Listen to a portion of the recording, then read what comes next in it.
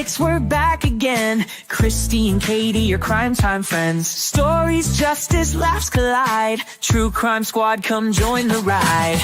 Grab the clues, let's take a stand. For victims' voices, hand in hand. True Crime Squad, it's time to shine. Season 6, your turn, your time. True Crime Squad, where justice meets hilarity. Hey everybody, and welcome to the True Crime Squad. This is Katie Weaver. I'm here with my sister, co-host, and partner in crime, Kristi Brower. Hello. Hello. Hey everybody. How's it going? I'm sick. Boo! I have a fever.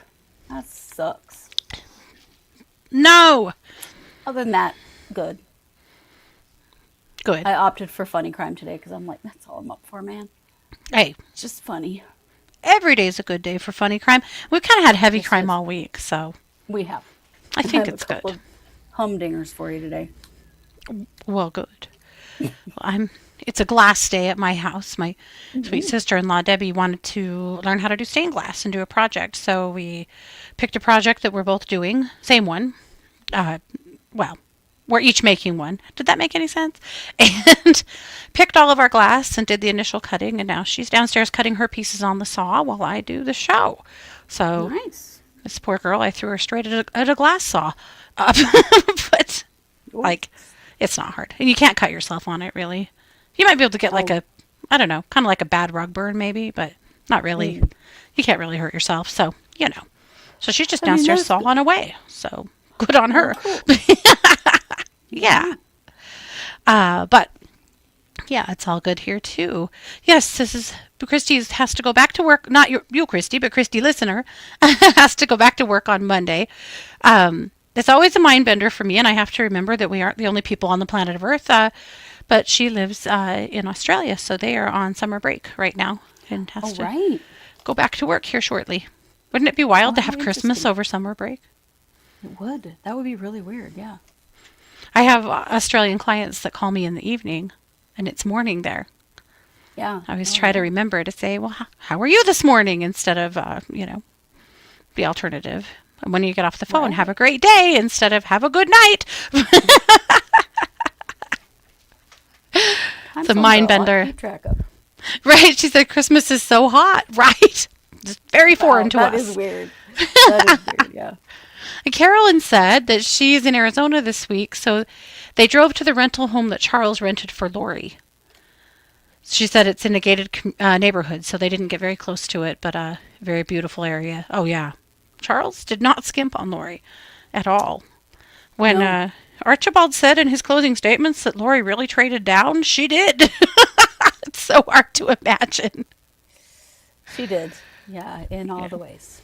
Yeah. Yeah. For sure. Well, and hello, Janet from England.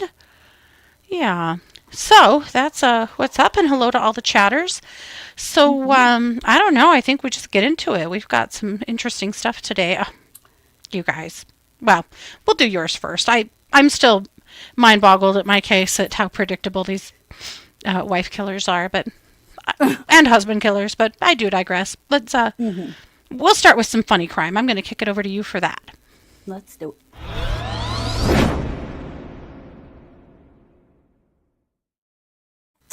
Well, squad, England has had their very first, very specific cybercrime. Was committed by this gal right here.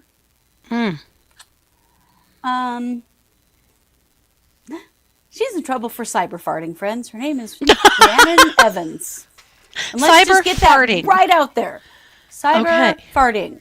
This is so dumb. I'm like, is this actually a crime? I'm not sure. I don't know. Was it dumb and also juvenile? Yes. Should she be in this much trouble? I don't know. So, she's in trouble. Sounds like she really dropped a bomb. Yeah. She did. And she did plead guilty to harassment. After sending videos of herself farting to her boyfriend's ex-partner, Deborah. Oh, Deborah. Oh, gosh. I mean, there are many ways to handle this. The police, maybe not the best one. I don't know. So apparently... Deborah must have felt like this girl was silent but deadly. I don't know. Yes, exactly. So Rhiannon sent her several inappropriate videos of herself passing wind that were indecent or grossly offensive. Oh, my goodness. I don't even want to imagine what that looked like. At one point, well, it doesn't appear that there was any nudity or anything. She proceeds to pass gas by placing the camera on her bottom and passing the gas. Now, it doesn't say... What? Yeah. This is in Wales. This is all very proper. I'm like, if this was an American story, it would be written very differently. Anyway, and then there were 3 more videos of her letting it rip while smiling and laughing. I gotta say, Deborah, the victim in this, right? Honey, you gotta toughen up a little bit, just maybe a little, okay? This was around Christmas. There was some tooting videos on Boxing Day and New Year's Day as well. Even though police by then knew what was going on, they got wind of what had been happening. And Deborah said, I would like to feel safe in my own home. Safe from farting videos? Honey, I mean, maybe she felt like she had a stalker here and that this girl wouldn't let up. I can understand that, but oh my goodness. Yes, but there's a block button on your phone. Does this really need to involve the police? I guess there's a sort of a custody disagreement going on between Rhiannon's boyfriend and Deborah, who is his ex, right? It was purely malicious. She was smirking throughout. Found it hilarious, but the victim didn't. Really? This is dear. Where we're at right now? Christine says, my kids send crazy things like that to each other. Well, that's illegal. Right? I'm like, what? Right? She couldn't even smell it because it was video. It wasn't a scratch and sniff video. True. I don't know. It wasn't a biological crime. Yes. No, it was not. Well, that really stinks. The lawyer said, it does really stink. Her lawyer said at the time she sent these videos, she had some drinks and then she sent them. Understanding now that this caused the victim some distress. And several bowls of chili, but they didn't tell you that. Probably not, yeah. She's been handed a 12-month community order, so community service. And she said she thinks this case is kind of petty. Don't we all? She said, I never thought farting would land me in court. I think the sentence is a bit excessive and dramatic. Yeah. Oh, She go said, we are living blow it in a out your very butt, I guess. snowflake generation, right? So, she also says she's learned her lesson. She's also been given, because she has a history of mental health problems, apparently, 15 rehabilitation sessions, 60 days alcohol abstinence monitoring, and a 2-year restraining order. Whew. Over some farting videos. Are you kidding me? Come on. I mean, she also has to pay £100 compensation and £199 in court costs. Wow. I mean, Deborah gets £100 out of this deal? Yeah, apparently. Yeah. So that's what happened. Is this a crime? Is this a crime? Well, harassment is. So I guess Harassment that's is a crime. where they so went. I guess so, but I would hope that Deborah maybe bucks up just a little bit and also learns how to block people on her phone. Yes. Did it need to go to this level? I mean, yes, sending farting videos is petty, but sending the cyber farter to court over it. I could just hear her on the witness stand. And then I opened the video whilst eating my dinner. That's what the compensation is for all the meals ruined by opening these videos at the wrong time. Mm-hmm. Probably. Neil says she must not have had brothers, right? Right. What is a cyber farter, Andrew? It's hard to say. It is hard to say. I found this hilarious. I have no idea why. Well, some people like these kinds of things. Perhaps she can pay her court costs with an OnlyFans. I don't know. It's just a thought. Could actually be. This could be the beginning of a long and successful career. Make lemons out of lemonade here, or lemonade out of lemons here. Yes, lemons out of lemonade. Yes, something like that. So anyway, I mean, I guess note to self: don't do that. Don't do that. It turns out it's a crime. I will be doing that to you in the next 24 hours. You just need to know. I know. I thought as soon as I do this, I'm going to be getting one of those videos. Yes. I don't care. I won't even call the cops. So, you won't? That takes all the fun out of it. Yeah. Right. And with that, I'm going to send it back to you for our main case. Okay.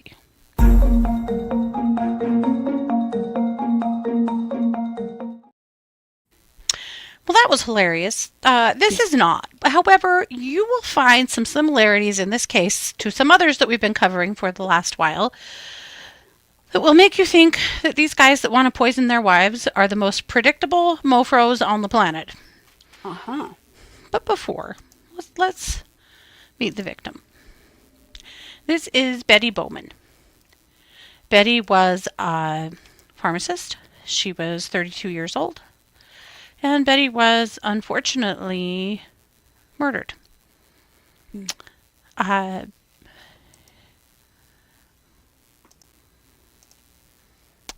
This is her husband, Connor Bowman, and he has been charged with both first and second degree murder following her death. Ooh. Connor was a doctor at the Mayo Clinic and also worked for a university answering calls as a poison specialist. Oh, no. So how ironic that this motherfucker then poisons his wife, allegedly. Yeah. What? Like, come on. So how obvious can you make this that it's you? And this isn't even the first time we've seen a poison expert poison their spouse. No, or a doctor. I mean, like, I keep thinking about the dentist. You're going to find the dentist in Colorado in this case and Chad Daybell in this case. Aha, okay. So there were problems in the marriage, and they were careening towards divorce. Her friends told investigators that there was infidelity and that things were going very poorly, and that divorce was pretty much imminent at that point. Connor had, as a doctor, had an immense amount of student loans. And not too long before Betty's death, he had told a friend of his that he works with that he had a large sum of money coming. And also had been lamenting about his hundreds of thousands of dollars of student loans. Well, Betty, a few days before she died, Connor made her a smoothie. Where have we heard that before? Yeah. The dentist in Colorado did the exact same thing, right? So she tried the smoothie and was like, oh, God, no, this is horrible. She was with a friend when she took a drink of it and said, try this. And her friend tasted it and they both went, there's something wrong with that. She threw it out, said to her friend, I swear to God, Connor's trying to poison me. Just kind of jokingly laughed it off. She also thought it was super weird that Connor made her a smoothie because in her own words to her friend, Connor Bowman doesn't do anything for anybody. I'm kind of surprised he made me a smoothie. So that was a rarity for him to make her something. It's not like this was somebody who would, made her smoothies every morning or, constantly was doing something sweet for her. He was not. Yeah. But he gave her this smoothie, kind of just weirdly. So we know now that he had quite the internet search. He had questions like, internet browsing history, can it be used in court? And can police track Amazon packages? He was asking the internet browser if the internet browser could be used in court. Mm-hmm. Yes. Oh, this does smack of Daniel Craig. Wow. Mm-hmm. Not wise, Connor. But it's okay. Be stupid. It makes these jobs so much easier for the police. He also had researched oil of wintergreen, which, as anybody that knows anything about any of this stuff probably knows, wintergreen is extremely poisonous in high doses. Well, and this extremely synthetic toxic wintergreen oil, too, is really, really dangerous. Is deadly, yeah. He also was looking at the toxicity of wintergreen and the potential dangers of overdose. That was on August 5th. On August 10th, he searched an online pharmacy and did some online conversions from 120 pounds into kilograms. Guess who weighed 120 pounds? I'm guessing the wife, yeah. Miss Betty Bowman. Yep. He also did some conversions to micrograms. It looked like he was trying to decide what a toxic dose was. He also looked up what the toxic dose was of this is a hard word. Colchicine. So colchicine. Is it colchicine?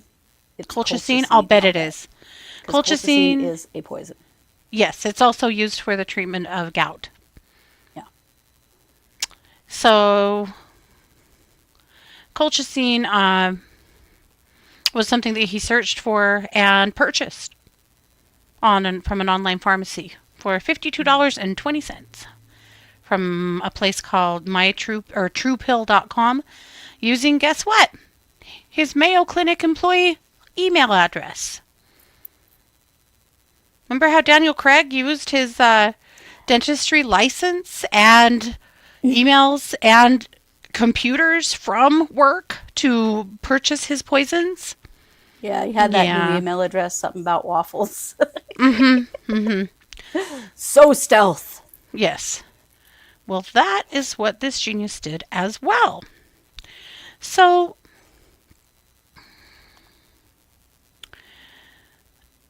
Betty was supposed to be going out with a friend on August 15th.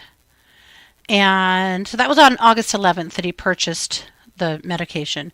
Then on August 15th, she had plans to hang out with a friend and canceled because Connor had surprised her with an alcoholic drink and just indicated he wanted to stay home and hang out together and drink. So she did. The next day, she texted her same friend and said that she'd been very sick since 2 a.m. And later went to the emergency room telling her friend she was so sick she could not walk on her own. Pretty much immediately ended up in the ICU, where she didn't respond to standard treatment procedures. They were very confused about what was the matter. And her friends told investigators, they weren't that worried because she was young, she was healthy, surely this is just something weird's going on and they'll figure it out in a day or two, right? So she started experiencing cardiac issues. She had fluid in her lungs. She was experiencing organ failure. They took her into an emergency surgery to remove part of her colon. And within 5 days, Betty dies on August 20th. God. Connor was on her treatment team for a time, as well as other doctors. Hello, that is not cool. His co-workers say that he was completely calm and stoic and just very steady while everyone else was grieving and shocked and terrified, and devastated, and he didn't act like he was. So the next day, the medical examiner's office gets an anonymous phone call from somebody who says that they should be looking at this as a suspicious death because they had just had a fight over infidelity and plans for a divorce. So the ME believes him and says, yep, it's weird how this went down. It's weird that there was never a diagnosis. We didn't really know what was wrong and she just died. So they actually do exactly that. And they look at toxicology. On October 18th, they confirmed that, say it again, colchicine was detected in her blood when she was admitted to the hospital. We also learned that he pushed really, really hard for an immediate cremation, saying that she never wanted to be a cadaver. She wanted to be cremated as soon as possible. Sure she did, Connor. Yeah, that's not sketchy at all. That's what 32-year-olds do. So he tried to prevent the autopsy by saying that wasn't what she wanted, and she wanted to be cremated immediately with no autopsy. He also started telling people that she had a rare illness that her friends had never heard her say she had, and as it turned out, was never in her medical records either. Jesus, this guy's an idiot.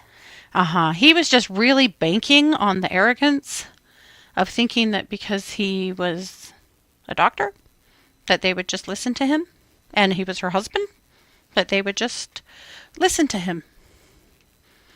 But because of the anonymous call to the ME, and just because of the weird way that this happened, the hospital actually paid attention. That's good. Yeah. So he did collect $450,000 in life insurance. How also very Chad Daybell-esque of him.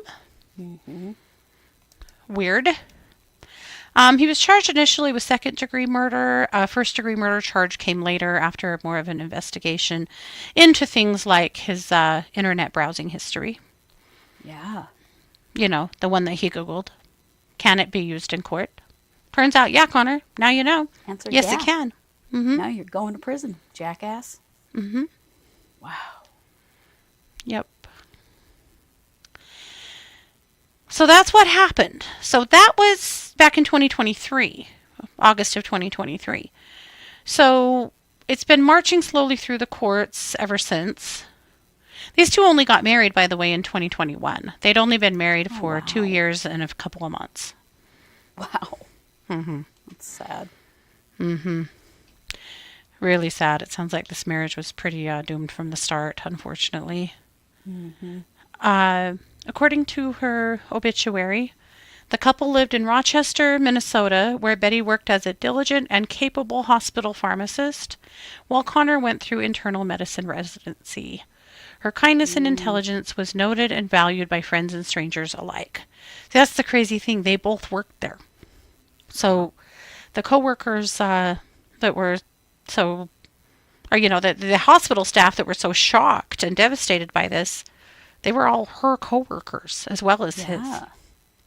Wow. Yeah. Yeah. So it's marching through court slowly. The trial date's been moved back a couple of times. He was in court on December 17th. And essentially, we're just going through the same. There had been some motions to suppress evidence that had been thrown out. There were some privacy issues that they were still ruling on. And they're just continuing to move forward. So his trial should happen sometime this year, here in 2025. So we'll definitely keep an eye on this one because this seems like a case right up our alley, doesn't it? Yes, it does. Yes, it does. And burn in hell, Connor, you dumbass. Just goes to show that no amount of education in the world can make you an actually smart person or a good person. No. Did you see that someone in our Discord last night said they would really like to see us make a shirt that has a bottle of poison and under it says, just get a divorce? We really should do that. Several people raised their hands that they would purchase that shirt. Okay, I'll get on it. That's very hilarious. True. Like how many times have we seen these? Yeah.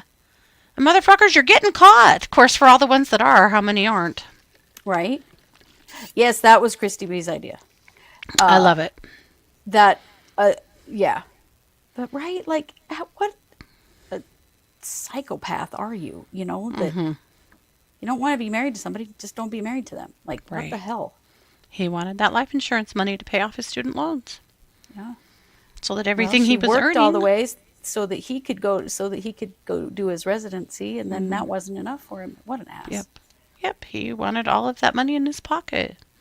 So apparently this seemed like an easy way to do it. So one more time, this is Connor Bowman. May he rot in hell. Yeah. And this is Betty.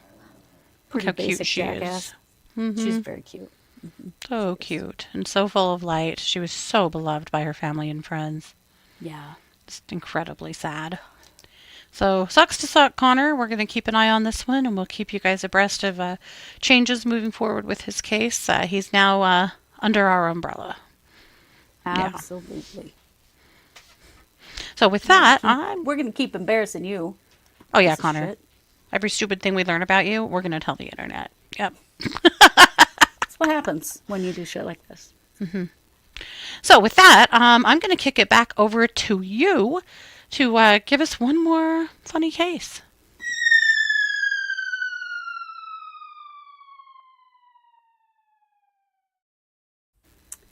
You know, let's talk about this guy. This just happened on January 29th. This is Oquavius Chandler. Unfortunately, Oquavius has a bit of a criminal record around him getting real mad over video games. Oh, God. Which, it's time to grow up. It really is. But he was arrested last Sunday following a confrontation with his stepfather over the use of a PlayStation 5. So the victim, the stepfather, said he removed the gaming system from Oquavius's bedroom because he was being too loud with the PS5. I mean, Oquavius is obviously an adult, and I mean, what the hell, right? I'm just going to throw in, and this is totally my guess and not really true, but he probably wanted him to get off his fool ass and get a fucking job. Could be, yeah. That's all. I don't know. You'll hear why Oquavius is in a lot of trouble for something very minor. So the victim said then Oquavius became aggressive and began to yell at him. So the victim said that while he was being yelled at, Oquavius threw a bologna sandwich at him, which hit him right in the center of the chest. Splat. Hey, are you saying he hit him with his bologna? He hit him with a bologna sandwich, not his bologna. He just threw a bologna sandwich at him. Okay. The investigators did note, however, that there were no visible injuries from the bologna sandwich. Actually, they called it from the bologna strike. The bologna strike. Yeah. Okay. So, the problem is, I mean, this kid fired a bologna sandwich at MLB pitcher speeds. I can see it right now. The problem is, he's on probation right now. And they did determine this to be a domestic incident. Wait, Normally who it called would the be police? Stepdad, apparently, for the bologna sandwich incident. Okay. Normally, it would just be a misdemeanor to throw a bologna sandwich at someone and hit them with it.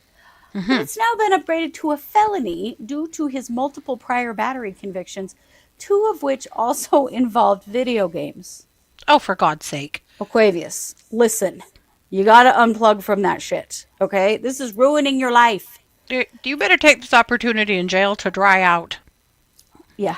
And never go back to video games. Definitely. You're done now. Yeah. Definitely. Was it 2023. Was it thick, right? thick cut bologna? It must have been. Was it one of those big bologna logs like that were smuggled into the U.S. recently? Oh, gross. Well, No, I it mean, really you could was just a bologna probably sandwich. hit Like, somebody with one of those and actually muff them up a little bit, but You might, yeah. You but might. was there mustard? I don't know. I would like to know little how much extra of a punch on splat it? there was, but Yeah. so in 2023, But- Oquavius pleaded no contest to choking his sister during a dispute that stemmed from him playing video games. Oh, for God's And he sake. served about a year in state prison in that case. Also in 2022, he was in trouble where he threatened a 60-year-old man with a knife and shoved his sister, who was 28, to the ground. He was found guilty of aggravated assault with a deadly weapon and battery, and he told the cops he got upset at his video game, which led him to arguing with the male victim. Oh my God. Aquavius, buddy, you got to get off the sauce, okay? Yeah. You're done. So now he has this new battery charge, which they're calling a felony, which I think that's maybe wild. Tone it down but a little. Why would the stepdad call the police? In my opinion, because he was afraid this was going to get worse. I guess probably, yeah. Because hucking a sandwich at somebody seems like a pretty minor, battery incident. Right. But I'm guessing that this kid gets out of control. Yeah, he knew. Sounds like it, yeah. So he's currently also facing a probation violation charge as well as the felony. And he is being held without bond in county jail. Do they have video game consoles there? Please say no. I don't think so. Thank God. But holy shit. He's about to catch another charge when it's someone else's turn to play. Yeah. Yeah, he is. But can you imagine getting arrested for throwing a bologna sandwich at someone? Hey, there was a man recently that killed his baby over a video game because the baby wouldn't stop screaming, a newborn. And he was losing his game because of the baby. Yeah. I'm not saying video games are the problem. I'm saying people's addictive natures are, and lack of impulse control and mental health challenges all rolled up into addictive video games. Yeah. Right? Like this is this guy's third battery charge. Because of video games. Well, because of him. But related to video games. But related to his extreme reaction around video games. So you ever see videos on the internet of parents taking their kids' video games away? And the way these children act, the violent things they do, the absolute meltdown. Out. Yeah. It's terrifying. Yeah. It is.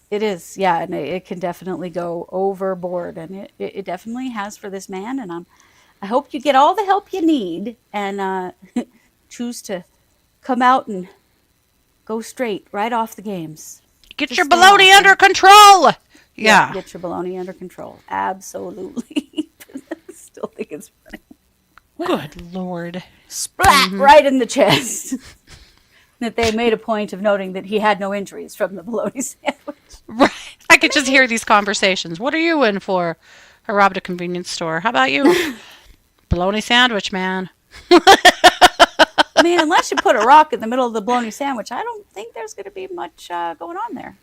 Right. I'm glad they noted there was no actual injury, physical, injury, but obviously there was an emotional charge here. But holy crap. I don't know. They're not in even the same country, but I sort of feel like he and the cyber farter should probably be in the same jail. I think so. Yeah. Oh, Lord. Eating nothing but bologna sandwiches or... Oh, yeah. I mean, that she could really get her OnlyFans going that way then. Listen, Chad Daybell would have given anything for a bologna sandwich after 3 years of Hot Pockets. Anything. Yes. That is true. There's another t-shirt. Get your bologna under control. Right? Yeah. Some men, to be fair, need to be reminded of that a lot. All day, every day. Yeah. Yeah. I think so. So anyway, that's the great bologna sandwich caper. I don't even know what to say about that. Goodness. Okay. Well, I'm glad everyone's okay. And it sounds like he needs a drying out period, so I wonder if that felony will be dropped, though. That seems bananas, but... It really does seem ridiculous. Like, he didn't hurt anybody. Yeah. Wu-Ting said it would be funny if the bologna Sammy tasted like Hot Pockets, right? Yeah. Well, I think those ham and cheese ones, I don't think that's ham in there. I think that is bologna in there. It probably is. Good point. Well, honestly, if there was a curse we could put on Chad, it would be that everything he puts in his mouth from now until the end of time tastes like a Hot Pocket. Glass of water, Hot Pocket. Baked potato, Hot Pocket. There you go. Orange slices, Hot freaking Pocket. All of it. Yep. He would deserve Till the it. end of time. Absolutely.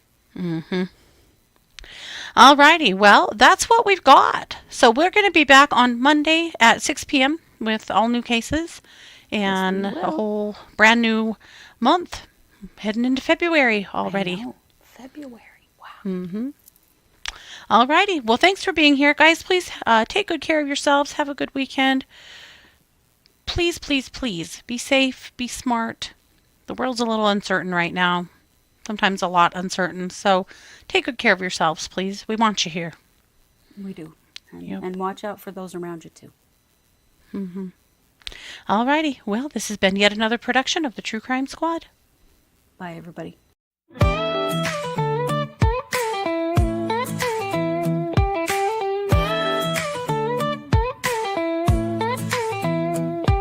Season 6, we're back again. Kristi and Katie, your crime time friends. Stories, justice, laughs collide. True Crime Squad, come join the ride. Grab the clues, let's take a stand. For victims' voices, hand in hand. True Crime Squad, it's time to shine. Season 6, your turn, your time. True Crime Squad, where justice meets hilarity.